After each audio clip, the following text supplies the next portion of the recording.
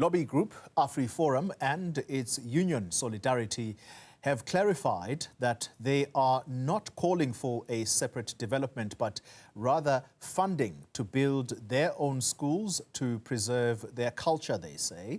Various groups have met with the White House officials yesterday, where they called for aid from America in order to fund the projects for those who will not take up the refugee status in the United States. They also called on Washington not to punish South Africans as a whole, but instead target ANC officials. Washington recently cut aid to the country over the apparent poor treatment of Afrikaners and alleged land grabs. Let's take a listen to this.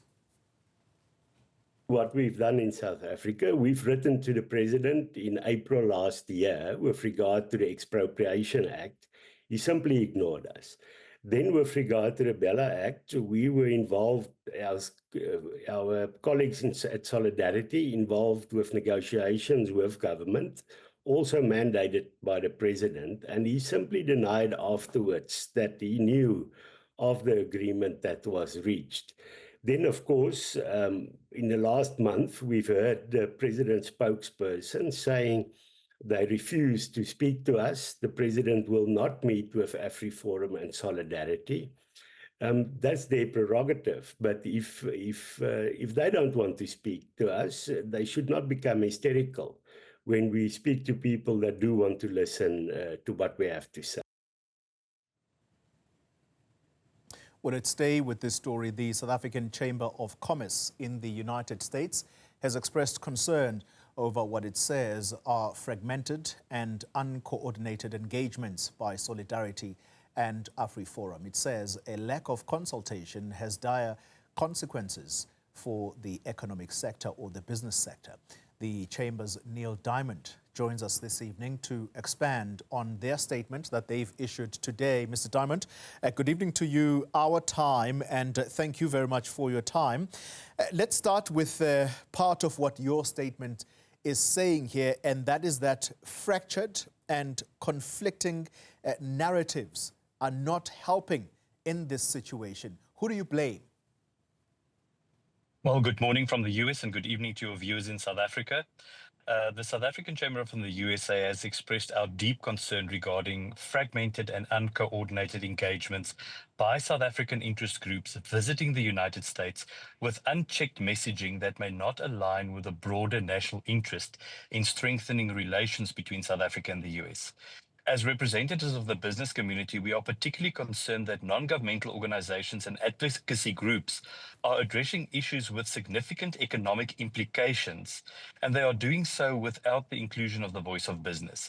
Whether it's AfriForum or labor unions, or the South African government, or any other interest group, we urge a unified and coordinated approach when engaging the Trump administration.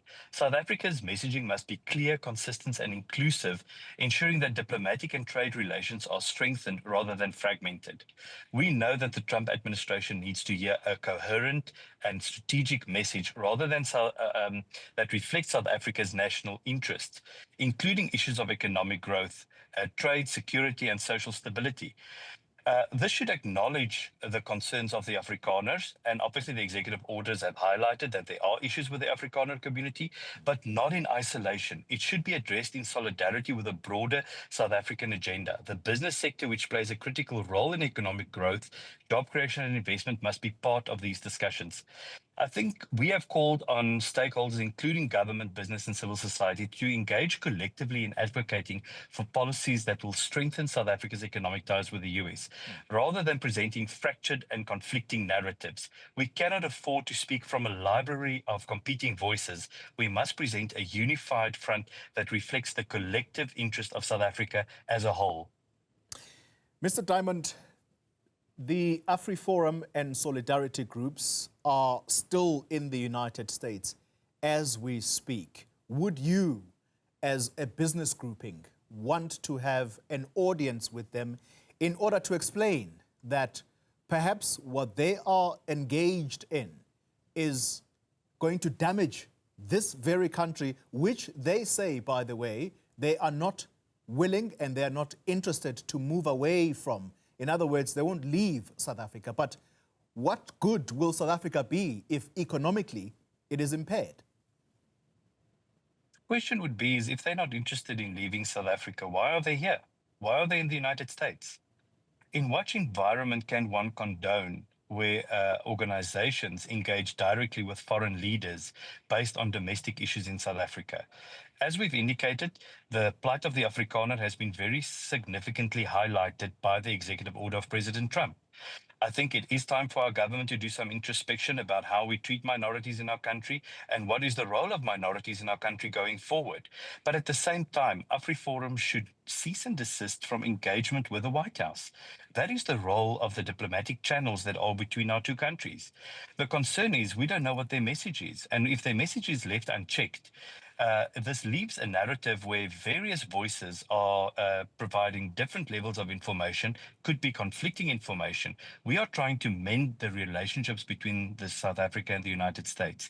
And where we've got all these mixed messages, we think that it would adversely affect the endeavors that are happening to try and mend those relationships. As business, we are trying economic diplomacy.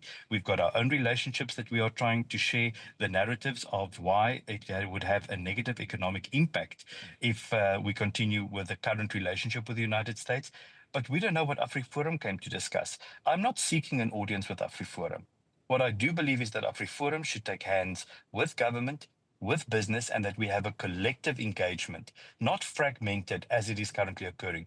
It deeply disappoints me that AfriForum came before the South African government to engage President Trump. They've already set the table for a future discussion between the two governments, and we don't know what they have set on that table. Yeah, and you are calling tonight for AfriForum and Solidarity to cease and desist from engaging the White House. Question is, the South African government, at least based on what has been reported, it has been struggling to get an audience with officials in the White House. Why do you think AfriForum is the one that's getting an audience there? Well, obviously, AfriForum has got a historic relationship with either the Trump administration or individuals that advise President Trump. It is very clear from this point that AfriForum enjoys a greater connection with the Trump administration than what the South African government does.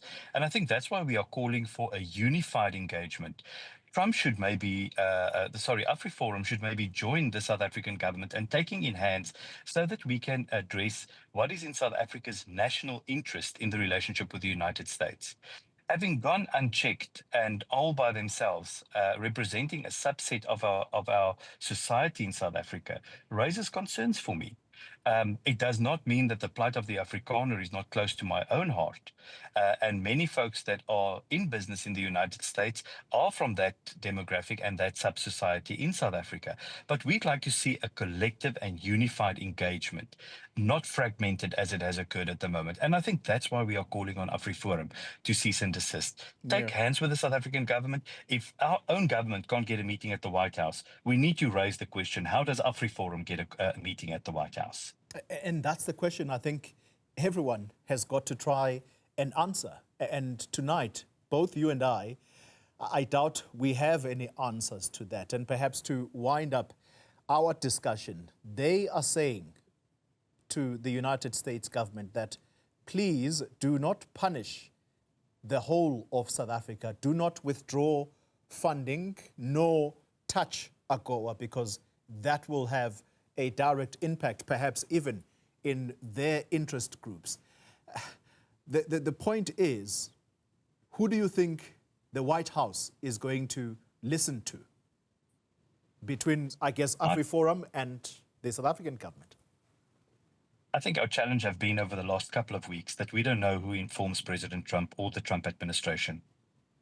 We don't know where the information on the executive order came about, and we have asked those that peddle truths, half-truths and lies to cease and desist as well, so that we can have accurate and accountable information that is presented.